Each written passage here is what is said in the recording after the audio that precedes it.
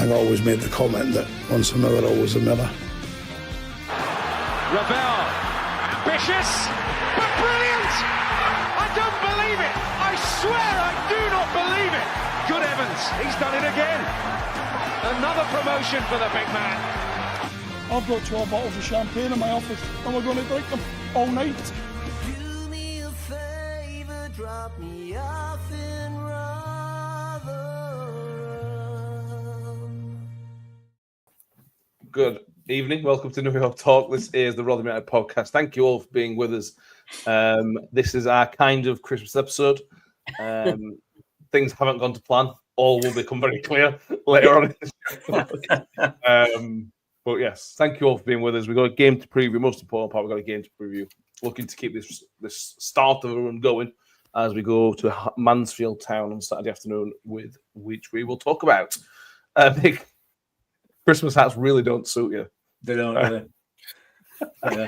No, it's not, is it? That's definitely no better. There you go. Mix here. Tom's back. How you doing, Tom? Yeah, very good, very good. I don't think hats in general suit me either, but the fact that I'm not wearing mine over the front of my face proves I'm doing a better job with that. And Danny's back. How's it going, Danny? I'm doing all right. Let's finally getting into the Christmas spirit and mentally preparing myself for Mad Friday tomorrow.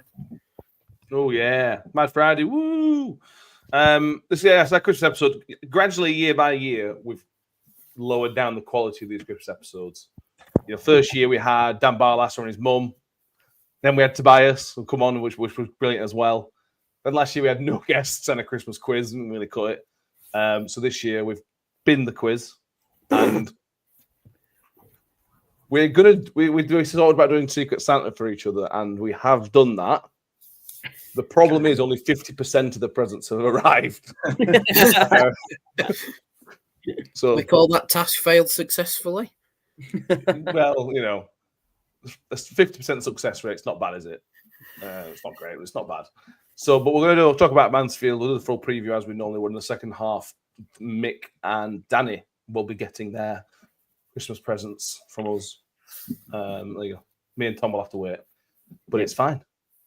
We have YouTube Reader says, good evening all, very Merry Christmas to one and all. Terry Fimmer says, hi everybody, sing it loud, sing it proud, we are the Millers. Good evening, says Martin Holland. Paula Rhodes says, evening all, feeling like the Grinch due to a stinking cold. She's consoling herself with medicinal Haribos. Steve's with us as well. Says we're dreaming of a green Christmas. We have everybody's favourite Swede, Tobias, joining us. He's pumped himself up now to number one Swede. Tobias as well, because he's still here. Chris Dennis says he's not joined, and Chris Page. Mick Hammock says, only positives tonight, please. Spanish Jules is with us. Says, Ola, 3 points Saturday, please. Scott Kent's also with us as well. Nick, good to see you have got the past man flu. You have got past the man flu. No, I am still very ill. So we soldier on, though. We soldier on. We have an announcement to make as well. We'll do that in a bit. We have a bit of an announcement. We've got an announcement to make in a little bit as well, which, again, all will become clear. We're nearly 5 minutes in. We haven't started to talk about football yet. So should I actually talk about football? We go into the Christmas period, Mick, similar to the Easter period, in terms of it's a really, really important time of the season. You've got 4 games. Well, it's 5 games, really, isn't it? Because the Huddersfield game is really quickly after Lincoln. So really, it's a 5-game Christmas, really. Yeah. That's 15 points. You could be anywhere from relegation zone to literally in the playoffs in this period. If we've got a good run, it's maybe not season defining, but it's not far off. No, it's not. It will. Yeah, it's very close. It's very close to being season defining, or it can be. You know, if you get a really good points haul out of it, it can, like you pointed out there. You know, you could be almost probably in the playoff position potentially. If you get a really poor one, you'll be cut adrift. So it's really, really key.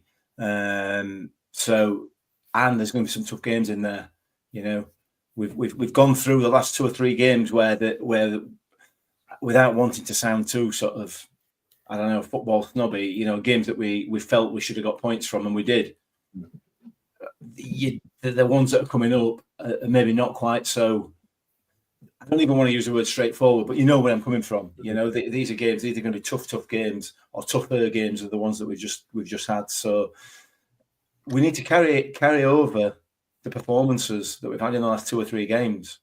If we carry over those performances, I'm confident we'll come out of this Christmas period with a smile on our faces. To be honest, but it's a big but, isn't it? Are we going to be able to do that? Yeah, absolutely. This is my favourite time of the year, footballing wise as well. Sport wise, because darts as well. I'm a huge darts fan as well. But Danny, this is football. It's like 5 games over something like 15 days, maybe a bit less than that actually. Other than Christmas Day, all I'm going to be thinking about really is football, and that's amazing. I just think that's great. I just really enjoy that. Yeah, me too. I mean, it's that one bit of football that's still got that connection to its roots, you know, the Boxing Day game, because everyone had half days at work, so they went to watch the football, and it feels like the one tradition that just hasn't gone away yet. And so, yeah, I love this time of year with all the football that's happening, but also I'll love it even more if we have a very positive Christmas, and from the last few results that we've had, not to jump the fence too quickly, but we could have quite a good Christmas here, lads. Yeah, timing of runs are important, and we may well have timed this one. We'll have to wait and see. Nick says, what would be happy with points wise over the course of Christmas, because the fixtures are difficult on paper? They are difficult, I suppose, Tom, but Mansfield have not won in 8, which we'll come on to in a bit. Wigan are just above us, a point above us. So they'll consider themselves not having a really good start to the season.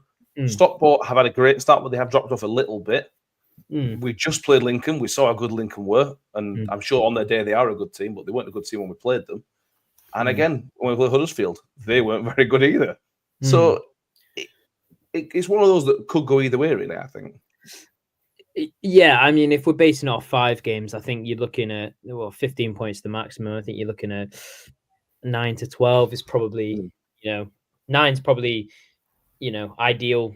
12's optimistic, and 12 you'd be extremely happy with based on the form and everything else that comes into it. But honestly, in the next 3 games can really make and can really hurt the season, because I think if we win the next 3, we'll be looking at playoffs. If we lose the next 3, we're looking at relegation. So it can really turn like that. Like you say, Mansfield haven't won in 8, was it? And we've already beaten them this season, albeit in a cup competition. But Wigan are always a tough team to play, but aren't doing so well this season. You'd back yourself to get a win in or a draw in both of those games. And then Stockport is just for me a gamble. I think it's I think it's up to the day. I think any team can win it on the day. So I think you're looking at 4 to maybe 6 points there, and that's probably realistic and happy with. And ideally, yeah, I would be happy with that many over the next 3 games, because we've seen the quality of this league, but we've also seen how we can sometimes match it. So it's not necessarily a given just because you hit in a run of form, and just because the teams that you're playing are not in that run of form, it can all change on the day. So I'd like to think that although you'd like to back us for probably 9 points out of them 3 games, you're probably more realistically going to be happy with 4 to 6. And I hope that's not being pessimistic. I'm just trying to be more realistic on that side. That's boring, isn't it? It is. Terry Fleming says 12 points from 5 games. You'd take that all day long. You absolutely would. Can I back myself and say that we are playing Mansfield away? So you kind of not more than 1 point, are you? If you're more than 1 point predicting that, then it's quite a Christmas miracle. 2 away wins in 2 years, sort of. Yeah. It'll be quite interesting. Well, That's what I'm basing it on. Okay, fair enough. Nick Cameron says if we do get all 3 points, it'll probably put the away discussions to bed. Probably, I think that's right as well. Yeah, we'll kind of one good away result away from never talking about it again. Literally never until hopefully ever. Fishman says thinks it'll be 3 points. 7 points in the next 3 games. which I think we would all take. Mm. Mick, you've seen more Christmas periods than us. What's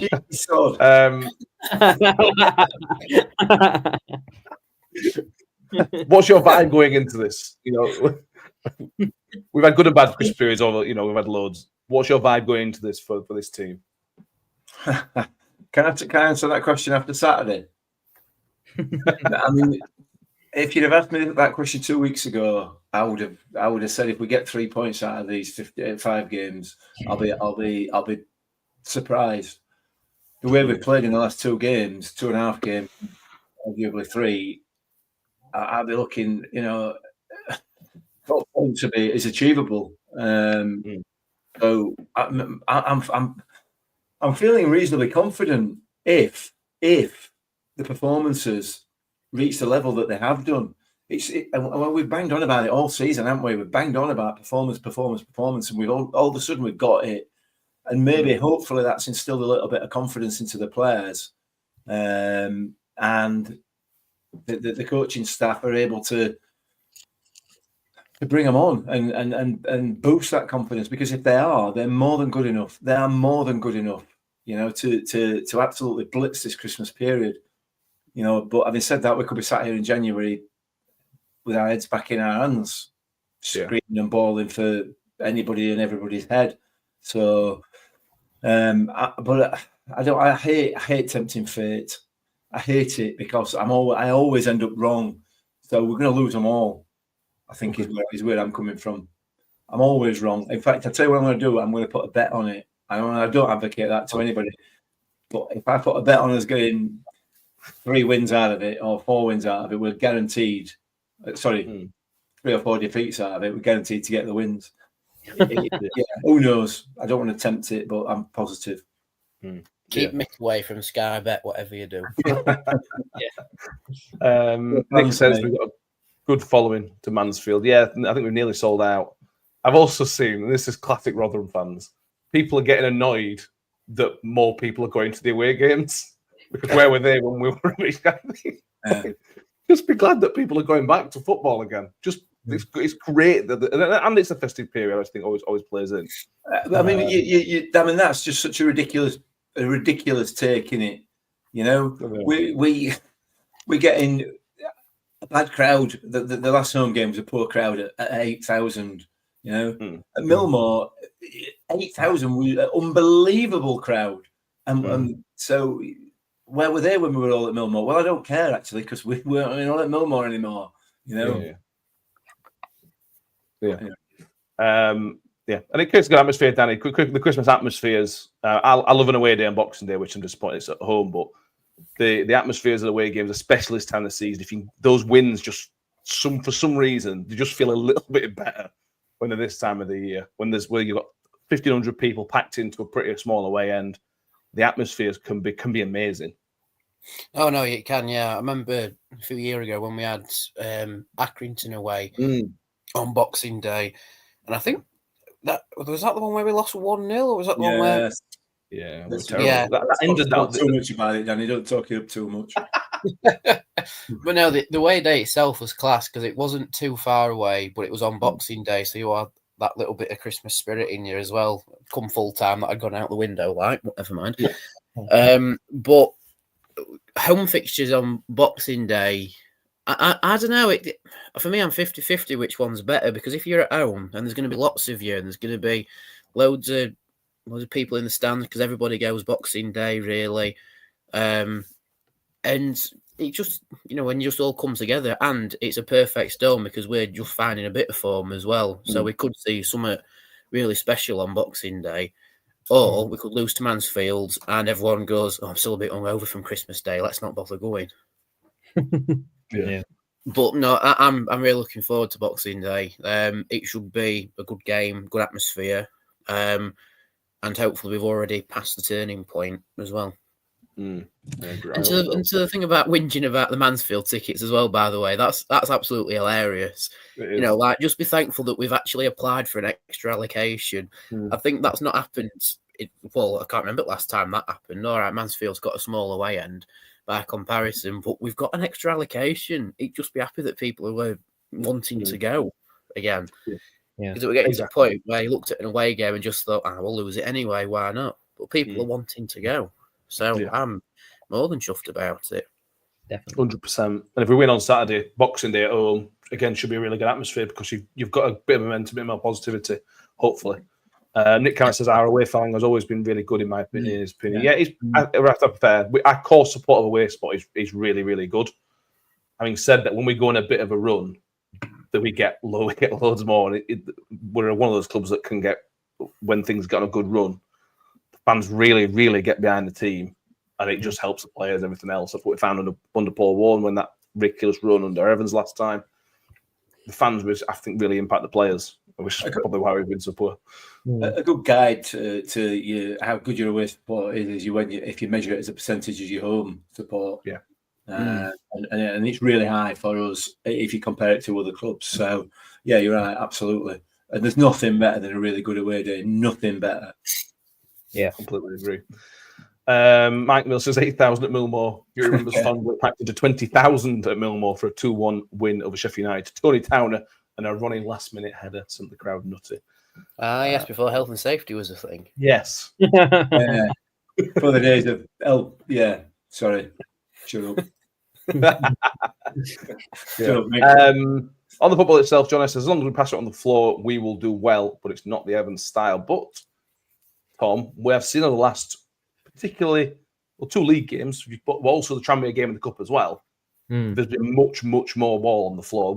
I don't mind going direct. I'm fine with that. If you mix it up, and we have mixed it up in these last 3 games, I've certainly seen a change.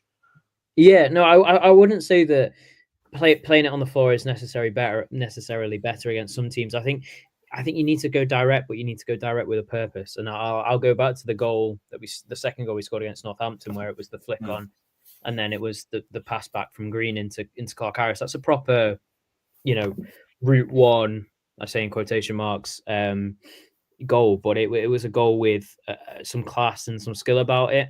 And yeah, of course you can play it on the floor. I mean, the first goal with getting the ball out to Nombe wide and the cross in, it is, like you say, it's good to mix it up. But I think all we miss from what we saw against Northampton to previously in the season when we couldn't score is that goal threat. And I think it came from wide areas and being able to cross the ball in and creating issues from there. So I think it's all well and good keeping it on the floor, but that Northampton game supposedly was our best game of the season, but they had more possession.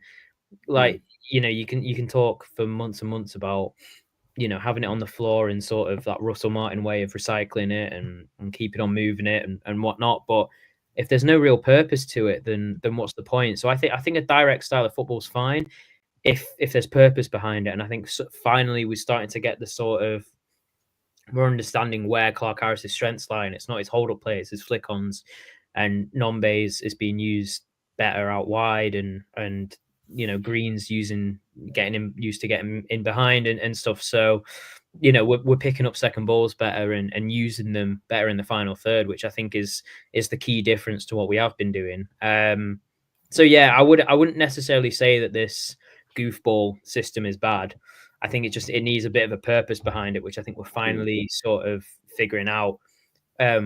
Which is why I said as soon as we get a better defensive structure, we'll get a better attacking momentum. And those 4 up front on against Northampton showed that there's always a chance. Yeah, absolutely. This run of fixture will be a test on certain people's fitnesses. Evans just keep telling Clark Harris is building up.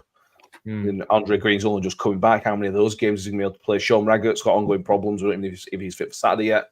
How many games of these will he be able to play? This is when the squad that he's brought together is going to be massive. Certain players that are going to need to step up over this Christmas period because they're going to be called upon in certain games. Nick says, as long as you have people following up the second balls, etc., playing direct can cause problems. Yeah, absolutely, and that's what we kind of saw with, like Tom mentioned, with particularly with the second goal. It's about protecting the ball and using it smarter, shall we say? Balance. It's about balance, Balance. And what we didn't have was any balance in our play. It was just hoof. That's all it was, and that's what got us into this situation we're in. Yeah. Yes, I agree. Right, what we're going to do now is tomorrow night, which is Friday night, we have a special episode coming out. We're going to release it about 7 o'clock, something like that. I've put together a little bit of a trailer. So, where's this going? I'm quite excited about this. So we'll see you in 46 seconds, and let us know in the comments if you what you think. Strange exact number, but I'm all for 46. Well, just how it ended up. Here we have a very special episode. We are talking with current Rotherham United manager Steve Evans. How are we doing, Steve? Very well, thank you. Very well after the last 2 weeks. Yeah.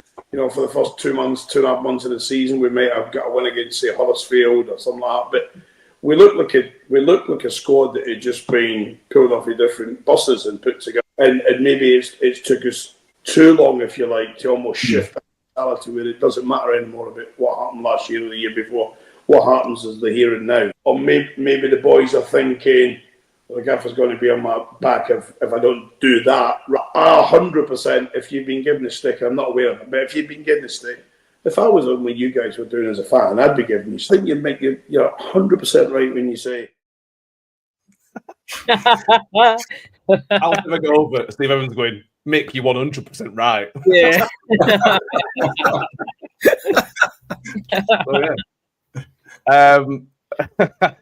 The comments were as surprised as I was, to be honest with you. Yeah. But oh my God, Nick's we've got Steve Evans on. Harry saying how we've done that. We have spoken to Steve Evans on the other night. So there's no scout report this week because I didn't have time to do it. Because we spoke to Steve Evans we spoke to him on Tuesday night. We only got about half an hour with him, to be fair. We had to eat, something came up and he had to shoot and do something. So we didn't cover everything that we wanted to cover, but it was good. I enjoyed it. I was, as you can see from the picture, it was just me and Mick that spoke to him because these two had pre-arrangements of work and whatever. You have no idea how annoyed I am that I had to do a 12-hour shift on Tuesday when we spoke to him, by the way. I've been trying my hardest not to tell people, keep an eye out. Guess who we've spoke to? It's been torture. Absolute torture. Yeah, I was gutted. Absolutely gutted. The only person I've leaked it to, apart from like my mum going, "Oh, guess what's happening," is the postman because he delivered my Secret Santa with a Rotherham United hat on. Right. And I said, "Oh, that nice that. Oh, you do that podcast, don't you?" Oh, Christ. But no, he's a good chap. So I said, "Oh, keep an eye out on Friday. We're speaking to the gaffer." So there we go. That's the one person who I let it slip to. Yeah. There's a budding bromance with Steve Evans and Mick, I think. Yeah. But Mick, come on, everybody knows what he's right. They want to know what you think, Mick, because obviously we've been critical. And Steve Evans said in that trail, that's the reason I put that in the trail, that Steve Evans said if he was us, he'd have been critical as well. So what was your take on the interview? Hope people will watch it. What's your kind of take on it? Well, we made it clear to him before we started that we, or more specifically I, had been extremely critical of him and his coaching staff. And he's fully aware of it. And there's no doubt he has seen some of the episodes. So it was very personable and very, very relaxed. It wasn't like the interview that even the one that Sam did. You know, he kind of towed the party line a little bit with that. Whereas, and there's a couple of quite interesting, really interesting little snippets from him that kind of surprised me a little bit. But it's as a supporter, I watched it back and listened to some of the words that he uses, and a lot of it confirms the concerns that we as supporters have had in relation to what's been happening. But he's fully aware. He is as aware as we are that the levels of performances have been really poor, and it's interesting. But there's a lot more to cover. With him. Yeah. And I think all we've covered is this season and the start to it, and we didn't really get into the nuts and bolts of a lot of the other stuff that I certainly have been critical of him for. So yeah, to be honest with you, having done half now, I think we could have done about 3 hours with him. Yeah, easily. Really, really could. Yeah. But as you'll see, he said he'll come on again as well. So hopefully we can get a bit more time with him.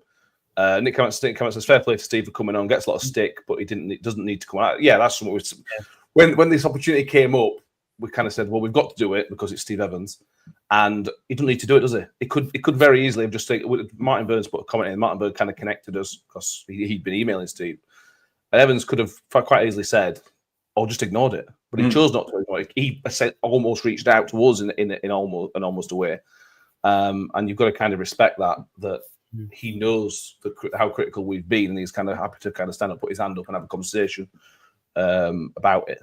About football, about Rotherham United in general, and a few stories in between. Nick Cameron also says, really looking forward to it. Mick, in all honesty, does that help your understanding or perhaps make you sympathise on him with some level? I don't know. I mean, you get a better understanding, clearly. You're always going to get a better understanding when you speak to people who are actually physically at the coal face, if you like, for want of a better term. Sympathise, I don't know. And I mean, I think the some of the comments that we made during the interview, you know, we talk about, well, you'll see it tomorrow, but we talk about big personalities. And as a big personality like Evans is, and like a lot of other people in the public eye are, you've got to take it on the chin. You have to take it on the chin because that's part of your job, I guess. So I don't know as I sympathise with him, and I don't think he'd expect any sympathy from anybody because he knows the role that he's taken on, and he knows the expectations that he's built up. As a result of what he said, so he can't expect sympathy, and I don't particularly feel any for him. I respect the fact that he's come on, and I respect the fact more that he was as open and as relaxed and as comfortable as he was. A lot of respect for that. I don't necessarily agree with him on a lot of stuff, but a lot of that stuff we still need to cover. So we'll see. Yeah. Mick did ask him about long balls and how poor things have been. Mick did ask that question. That will come. And he answered it, to be fair. Better than he's answered it in any post-match as well, I think. Yeah. Alex Mistrezi's respect for Steve Evans has gone up.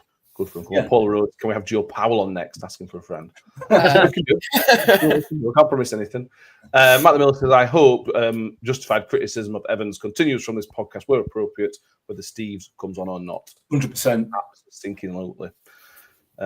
Because that's what we're here for. Well, one thing this show we have to do is be honest about things, and in the nicest way possible. Evans gets that. He's not an idiot, is he? There's lots of things we think he's done wrong, but he's not an idiot. He understands that we've got to criticise him sometimes. Yeah, he summed it up really well at the end. If anyone is, going to watch it to the end, he summed it up really well at the end with a little bit of advice he got from Sir Alex. So, Get your bingo cards out, ladies and gentlemen. You will need your bingo cards. If you get your bingo cards, there's a full house in there for anybody who does Evans bingo.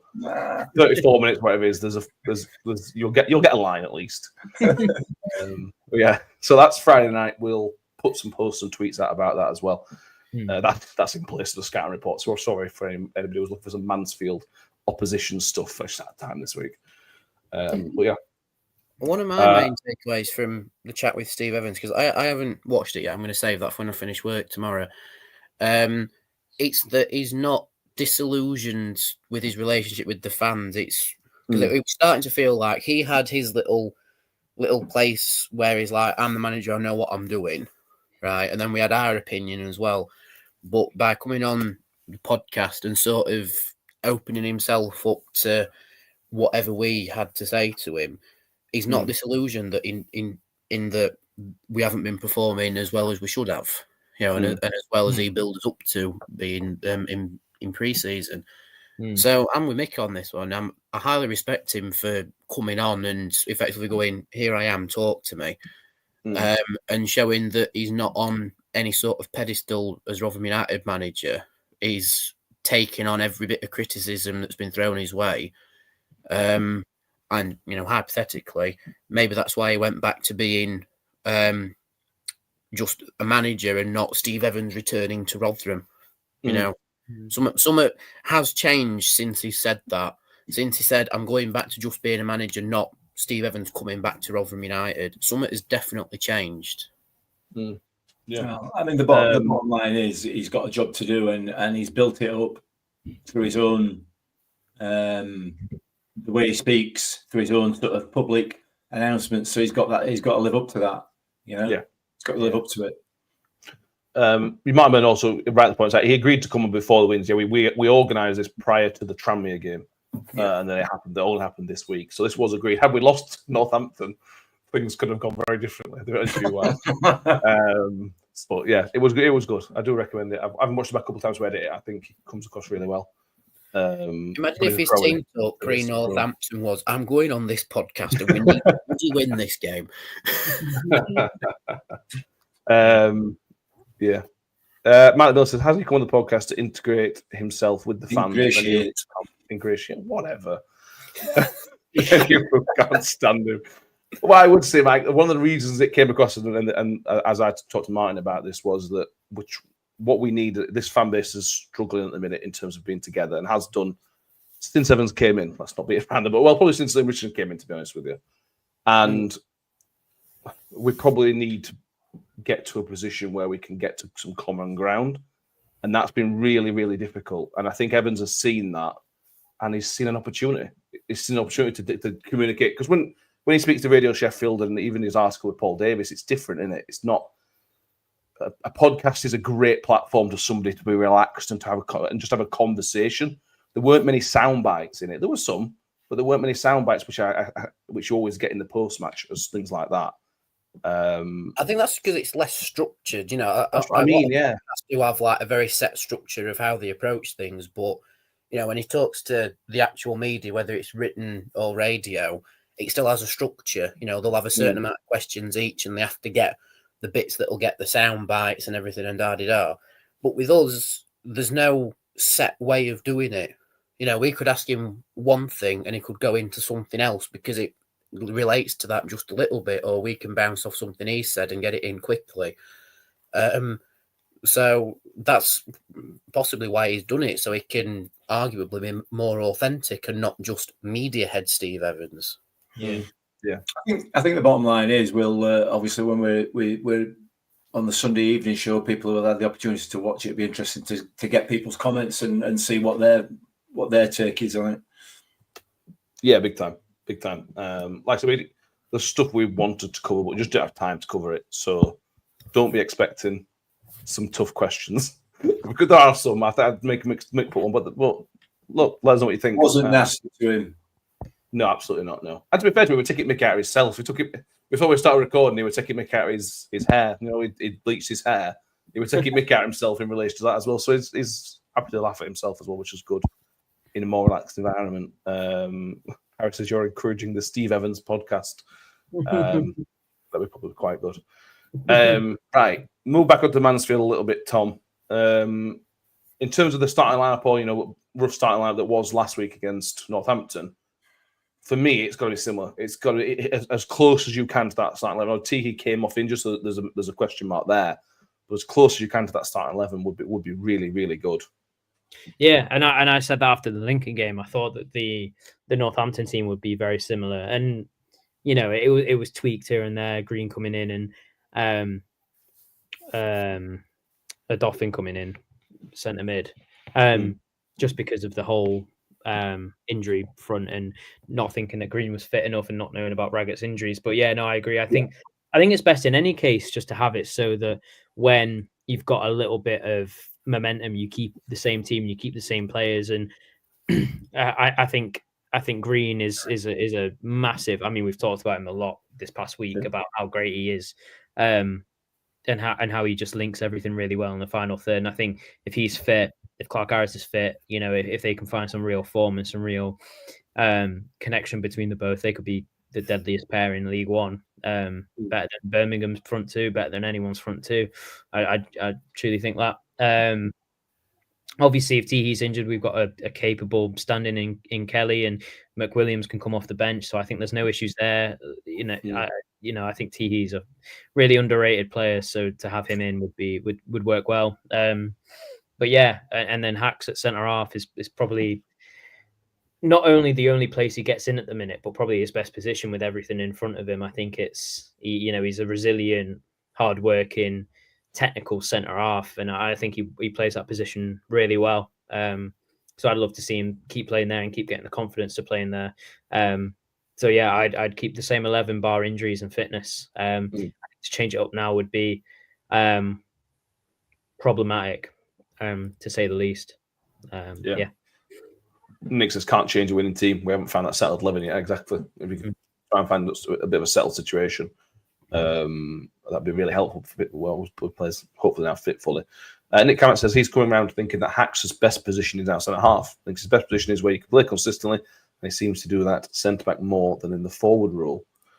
Yeah, Mick, I think it's better just to be out strikers, to be honest with you. But Nick is right. I think he's been great as a centre half, and in a team where you're on the front foot more, maybe your centre half is more his style because you're almost more involved. As a attacking midfielder, you can sometimes get lost. The game can pass you by a little bit. Yeah. But a centre half is always involved in the game, isn't it? I suppose. So maybe that is better for him. I would argue, and this might be a controversial view, but I would argue in today's style of football, in modern football, is a better centre back than Raggett for me. Because he's got more about his game. He's maybe not quite as commanding in the air, but that is it. That is the only sort of con on that pros and cons list between the two of them. So I prefer him playing further forward. I'm not going to lie. You know, my centre back pairing will be an on-form Cam Humphreys and Zach Jules, no question. Yeah. But obviously, Cam Humphreys is out of favour. He's probably going to be leaving in January. I would imagine. So for me, Hakeem Adofin is the next best. He's next down that list, and Raggett and McCart. They're good old-fashioned centre halves. But you know, football's changed, and there is a place for him. I accept, but Adofin's ahead of both of those in that position for me, and it's not even his best position on the pitch for me. No, I agree. Before we come on to other stuff, that stuff, Danny, sorry. The front four that started last week, that's going to be key to making sure they can keep playing together because they seem to link up instantly. Now, that was the first game they played. That's probably unrealistic. I think that's going to happen every single week. It's probably still going to take a little bit of time.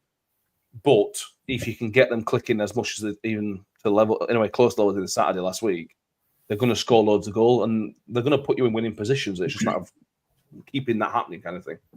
Yeah, it was quite interesting that they did click so quickly. I don't know if that's because Andre Green has been in and around the training ground but not playing, so they've all sort of put their arms around him and got, and effectively kept him going. And now he's in the team. They've all, suddenly erupted and connected. Or it's a case of Green being the missing part.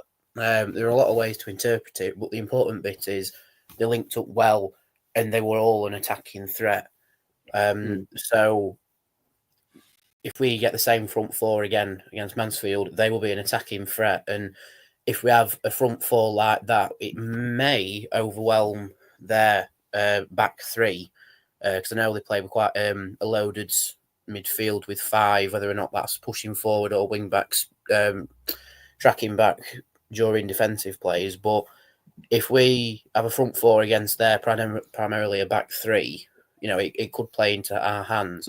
But the fact they've got a loaded midfield may make it go more direct rather than the passing game. But we know that those four can play both ways. They can bring down a long ball and run past each other, or they can get the ball on the ground, lay it off, and create scoring opportunities like we saw against Northampton. But if we get that front four firing, I said this in the last podcast, if that front four starts firing, we are in for a hatful of goals because we've seen that Wilkes can do it. We've seen that Clark Harris is finding his form as well. We know Nombe can do it as well. And in one sense, we've now seen that Green can do it as well. He can pounce on the loose ball as all four of them can. Wilkes maybe more towards 20 yards out rather than 6, but they all pounce on a loose ball, which is what we've been missing. We've got the delivery, sure, but now we've got the accurate delivery and players finding the form. So, yeah, if they all click again against Mansfield, then we could see 3 points very easily. Easily. You heard it, Mansfield fans. Easily. Yeah, 3 easy points. It was funny that said it. Nick asking about Lee Gregory's fit. He hasn't played for more than a month. But we haven't done scout reports, so I can't say for certain. But I feel like I've seen somewhere that he isn't fit, which is good news because he's a good player, Gregory.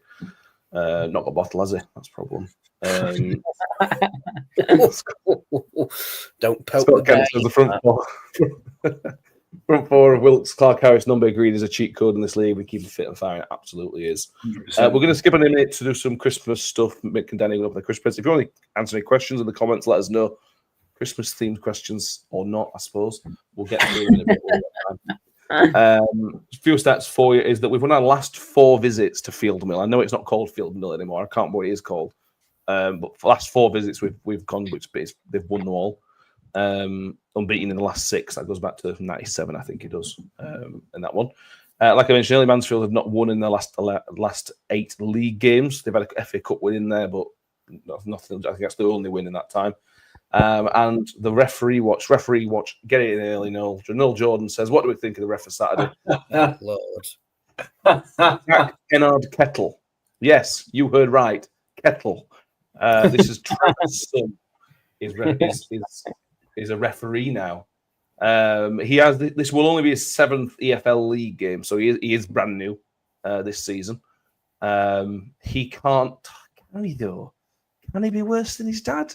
I mean, some people follow the parents into the same career, and he clearly hasn't. So you know.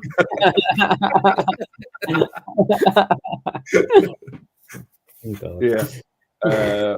Yeah, as people mentioned, Tom has messaged me and Mike and Scott. It's the One Call Stadium, so much better than Field Mill. So much better. Field Mill. Yeah. So yeah, get ready for.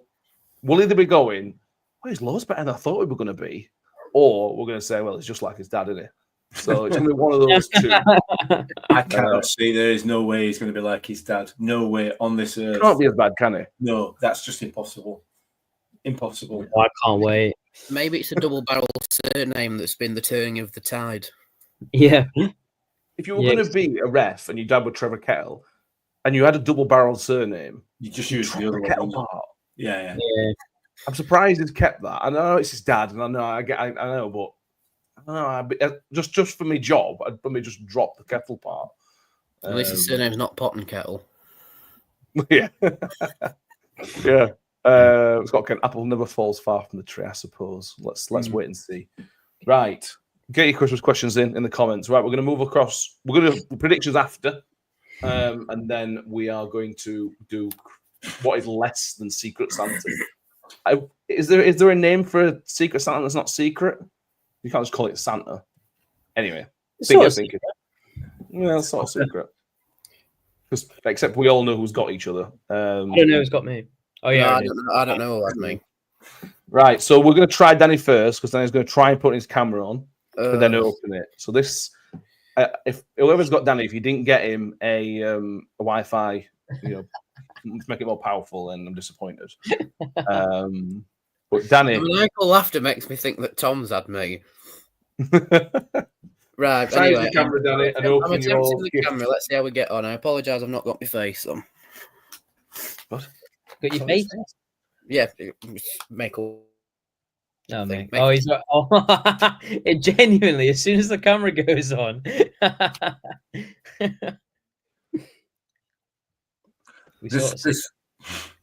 Yeah. So, is it now better now that the camera's off? Yeah. See? Told you. You can see a lot better. Right, so I'm now going to actually hear me. Right. You have to describe it now. This is great for audio listeners. Might want to put this on. Video. It's the same for us. Matt, Yes. you know how you said if someone didn't get me a Wi-Fi thing, you'd be very disappointed? Yeah. Well, the first thing that I've read on the box is boost your Wi-Fi. Excellent. And it is indeed eliminate Wi-Fi dead zones with powerful Wi-Fi. Mesh Wi-Fi extender. Yeah. This Who is what thought we of needed. that? Look, we're now going to have to see his face every week. Sorry, Danny. Yeah, not even fibbing. That's actually quite useful. Very useful. Like it. Very well done. Can I Well take it done, Tom. outside and play with it? Very good. Good start. Like it. That's a good Right. one. I shall plug this in and see how it performs for Sunday's episode. Yeah. Yeah. Yeah. And then when it doesn't work at all, Might you get a refund. Return it, man. Yeah. Right. Mick, Yes. time has come for you to open your Christmas present. I don't know who said to me, but they've wrapped it very well. Oh, I- wait. Festive wrapping. And as soon as it's got your address on it, Matt, I assume it's come from you. Oh, that's horrific. You've ruined it, man. Oh, Paula! Oh, no way. Oh, no. Way. No way. Paula, I am No way. so sorry. It's a Joe Powell calendar.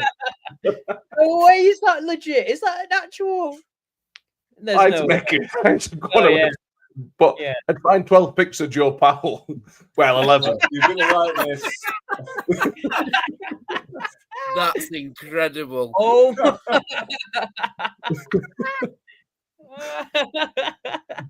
So, yeah, thank No, you keep very going. much. No, Matt. keep going. I think, Keep going.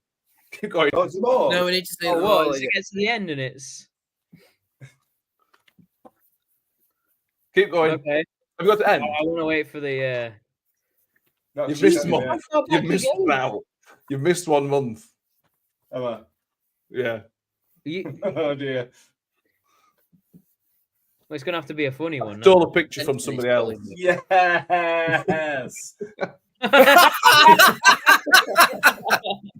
Looking for June. Still. Yes, very Nice. good. Nice, congrats. That's a good one. It's very good. I don't know when I'm going to put that up. I don't want him staring at me all the time. Just making me in the feel bedroom. really bad. I'd put that in the bedroom. Well, If I it's was a 10 out you. of 10. I mean, on That's- a really, really good day, I'm a strong 1.5. You know what I mean? Thanks for that. There we go. So that's half of the Secret Santa done. Even in apprehension. So, seeing as you two don't have your gifts, do your Secret Santas want to tell you what they've got you so you know what to look out for? Well, no. Or Well, like a just smoke man on Sunday, I think. I know Tom's not with us on Sunday. Tom's going to do us an unboxing. Yeah, I'll video it. That's a YouTube behavior. Oh, I've just imagined how bad that's going to be. I don't think Terrible. it's Well, gonna be- wouldn't What's this? Oh, guys, if it turns out to be a really annoyingly crap present and Tom opens it, you just hear the disappointment of, oh, it's that. Completely underwhelmed. Yeah. Oh God. So there we go. Oh, that's good. I'm seeing a lot of Okay. people in the comments saying I've got a good Wi-Fi booster here, so thank you for Oh, I that. have. To me. Well, this issue of not seeing Danny Yeah, for we the should last be 6 months able is solved. Mm. Yeah, so apologies to Yeah, everyone. swings who- and roundabouts and all that. Yeah. Yeah. Paula Rhodes said, oh my God, that's hilarious. The Joe Powell calendar. Nick Cameron loves it. It's a good one. Yeah. That's Spider the comment just to put 12 Joe Powells on the club one, but what are you going to do? If we get Joe Powell on, you've got to have that in the background, Mick. Yep. Yeah, got to do that. Imagine we get Powell on and he goes back to the training ground and he went, oh yeah, I went on that podcast last night. That mix a bit weird though. Why is that? Telling you of me. No context to Listen, it. he's a good-looking lad. He'll not know it's a gift. He'll just think you've had him made up for yourself. Yeah. Yeah. Anyway, Try getting that, yeah.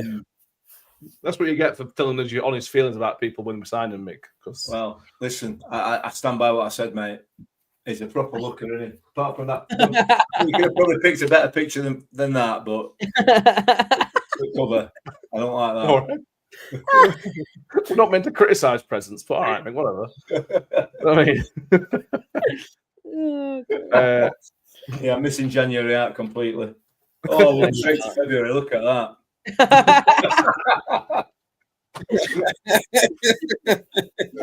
Oh, that's great. as is tradition, our Christmas episodes have descended into nonsense.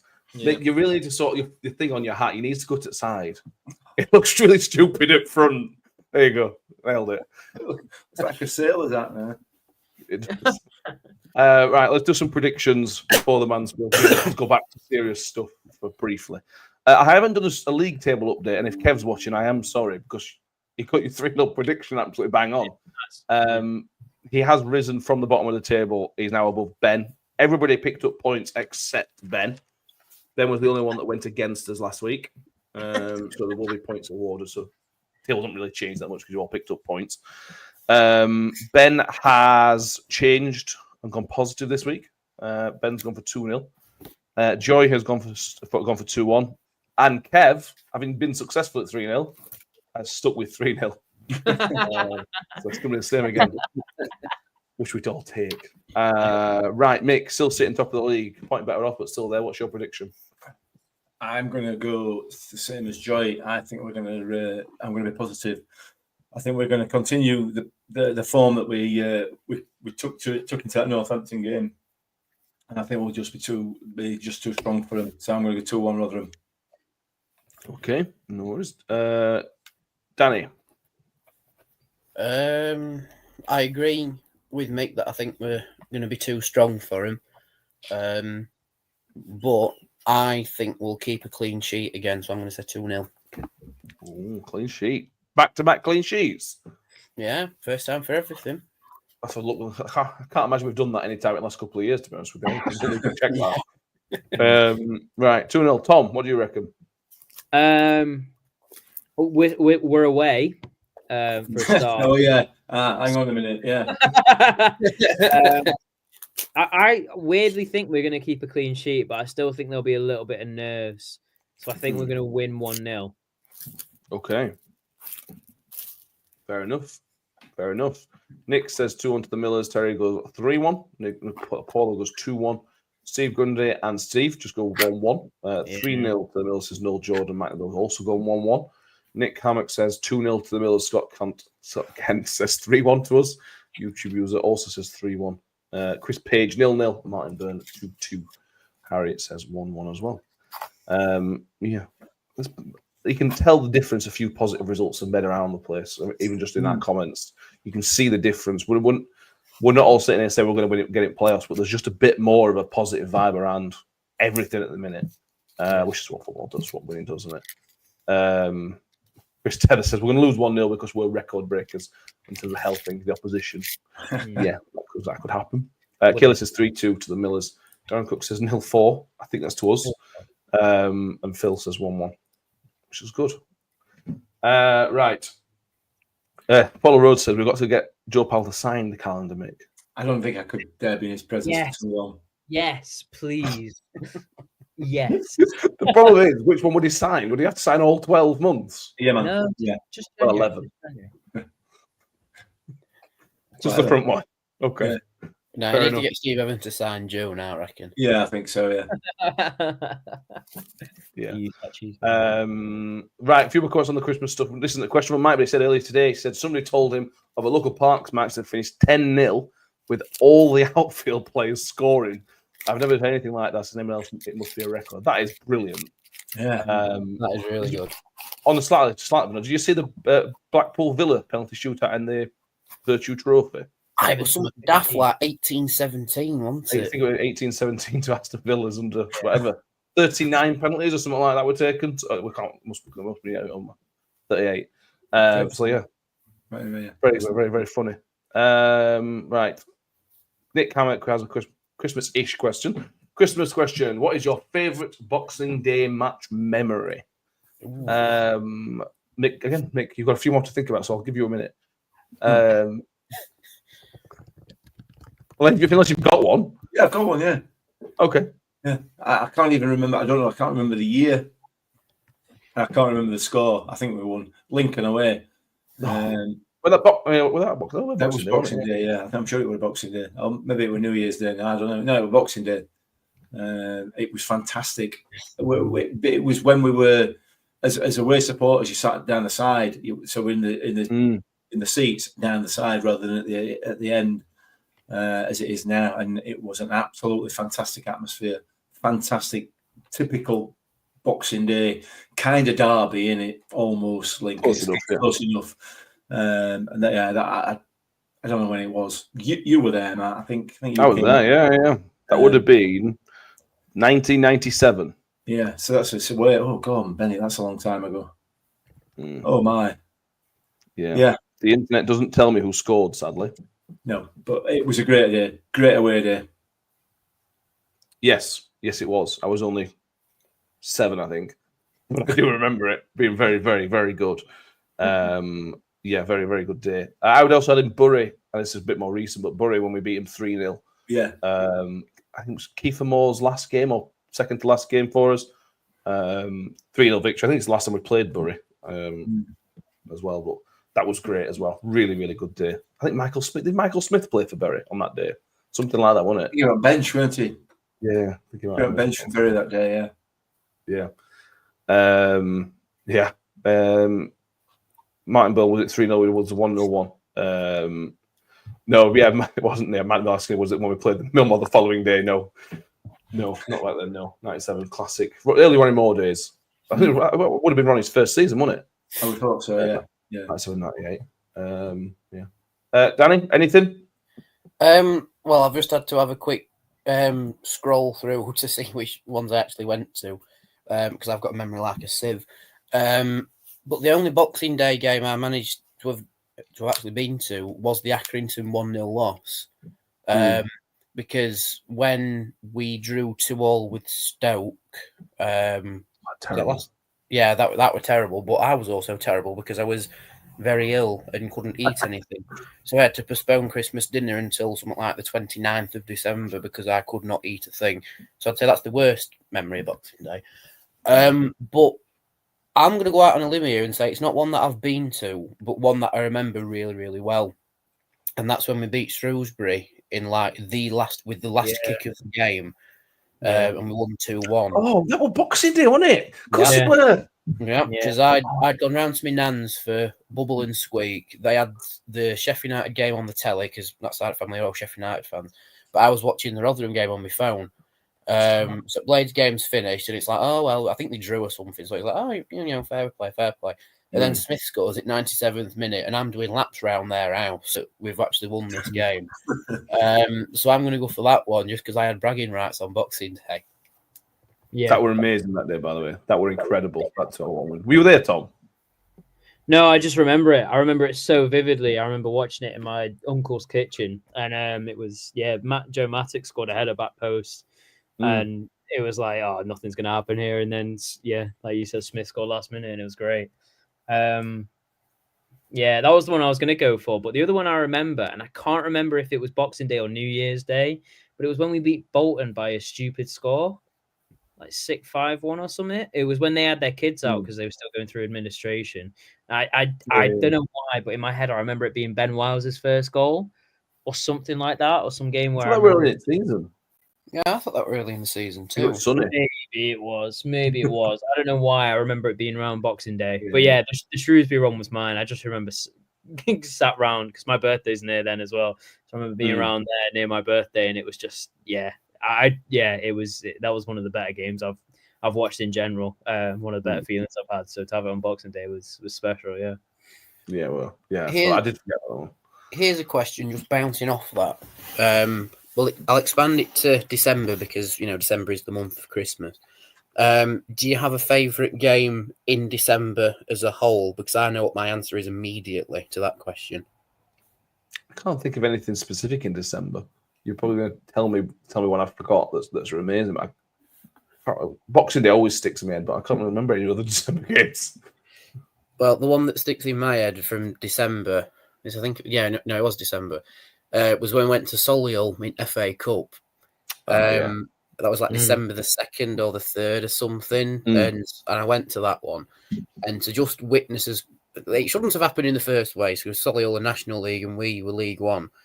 But to be 3-0 down on 75 minutes and win 4-3 in the 92nd minute is something that will probably never happen again, or the odds of it happening again are very, very, very small. So I'd say that's my favourite ever December fixture, purely just for the history behind it. Yeah, what do you mean? Yeah, that was silly. That was very silly. And if you watch the highlights, by the way, you see one guy go over the barriers and split his jeans like straight away after jumping over, and that's just hilarious. Back in the Scott Kent says, like someone mentioned earlier, Peterborough away 5-0, Danny Hudson hat trick. Chris Taylor's put here, Millers were full of flu and one family. I seem to remember Ronnie wasn't even there for that game. I think Ronnie was too ill to manage the team. And John Brecken took it and won 5-0. Not bad, is it? No, it is quite good, isn't he, Breck? Yeah. How do we feel about our... sorry, carry on, Matt, sorry. Chris said that was the December game in the 19th of December, we beat Donny 3-0 away and then went to Lincoln Boxing Day. Imagine back-to-back away wins. Unbelievable. What do we feel about our latest Boxing Day game, beating Middlesbrough 1-0 at New York? Tom just put that in private chat. Yeah. Oh, my reading skills aren't the best. Yeah, it is. Literally, as soon as you said it, I finished typing. It's one of those where we thought the season were dead and we briefly got a moment of hope. Yeah. Which lasted about 3 days until we played Sunderland and we drew 1-1. Yeah. But yeah, luckiest goal. One of the luckiest goals I've seen at New York Stadium, that from Colin Bramall. I can't think of a luckier goal than that. Oh, I just remembered one as well. In 16-17, when we beat Wigan 3-2 on Boxing Day. 3-0 up at half time, nearly managed to throw it away. Yeah, that were a proper squeaky bum game, that. But was it Paul Warren's? No, it wasn't Paul Warren's first win. Second win. Yeah, second win. So it's like, like... give us a bit of hope, which then Burton extinguished about, again, 3 days later. It's funny, we beat Wigan Boxing Day, and 2 games prior and after, we're both losses. Yeah. Let's not do that again. Yeah, no. Good other ones. Fisherman Sid says Wednesday away in 1981, he thinks. Joe McBride remembers. Boxing. Did they make anything on that one? Can't remember it. I can't remember that far back. I will. I mean, I will have been there. There's no doubt about it. But I don't remember that far back. That's a long time ago. You think you remember a Boxing Day win at Wednesday, though, wouldn't you? Yeah, but I remember most of the games down there. They just blurred into one, except that last one, which is the standout game. For the wrong reason. Yeah, fair enough. Terry Kemby says, our best Boxing Day for Terry was Sheffield United versus Man United. He went to the 1960s. He was been 10-11. Go on, Tom. No, I was just saying, how Tom said about beating Bolton on Boxing Day. Well, you're technically right, but you've got your Bolton teams mixed up, Tom. Did they beat us? No, we beat Bolton 4-0 on Boxing Day 2015 at New York. That was Ian Coyle. It wasn't Ian Coyle. Who was their manager? He was Burnley manager. He went from Burnley to Bolton, didn't he? Which I don't think went down very well. No, and I'm not sure if this was Steve Evans' last Boxing Day, because he might have left before this, I think. He wasn't. I don't think he was there for that one.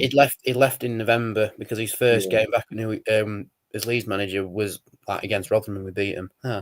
But no, Boxing Day 2015, Grant Ward, Danny Ward, Joe Newell and Clark Harris all scored. Yeah, maybe it was that. Yeah. Owen Coyle, thank you very much, mine. Yes, Owen Coyle it was. Mark says, did we play Stoke away at Boxing Day at their old ground? Mark Stein era was like a cauldron. What were their old ground called, Mick? Victoria Ground. I think it would have been Victoria Ground, yeah. I don't know. I can't remember now. Does ring a bell. Mine Ford, Millers 1, Liverpool 0, Boxing Day 1961. Snow covered the pitch. Can't remember who scored. It's a good one. That is a good one. That's a very good one. Yeah. I don't think we've got any more questions to go through Christmas related. That's fine. I did get one on the Discord group. If Chris says, if the big man drops down the chimney on Christmas Eve, what position would you tell him we need strengthening? I'll allow you one. It means Father Christmas, by the way. Oh, you nicked that one off me. We're going to go down that. So predictable. I'll go right back because we have less depth there. Okay. Simple. Danny?